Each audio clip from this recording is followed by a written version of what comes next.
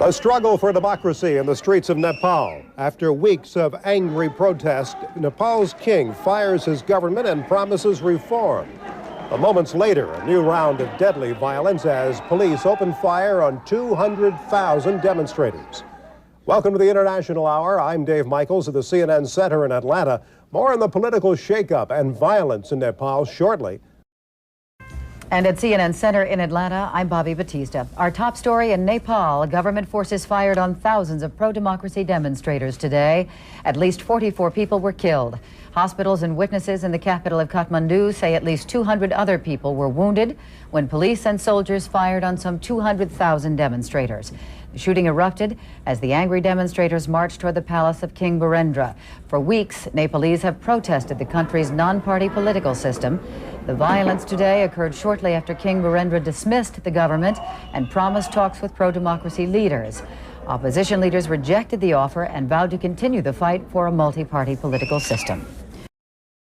One witness said it was a bloody mess. In Nepal today, police opened fire on 200,000 pro-democracy demonstrators marching toward the royal palace in the capital city of Kathmandu. Protesters and police also clashed in other parts of the country. There are conflicting reports on the number killed, ranging from 17 to 50.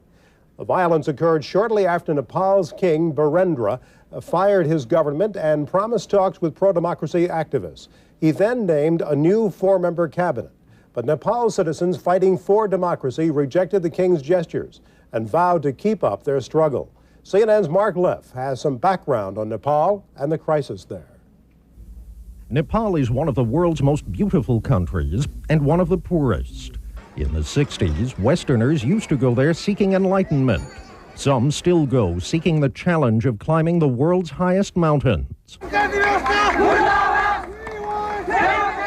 For the past 2 months, thousands of Nepalese have been seeking democracy after decades of absolute monarchy.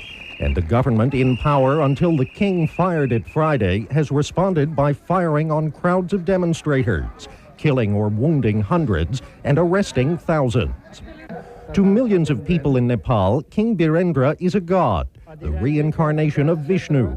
He's also Nepal's first Western-educated monarch, who spent his childhood in exile and inherited a system of government that provides for a parliament and occasional elections, but that says he is the ultimate law. Street demonstrations are nothing new to him. 11 years ago, he ended a 7-week student revolt through a referendum. The people picked a system of government that gave him complete control. There have been no legal political parties in Nepal for 30 years.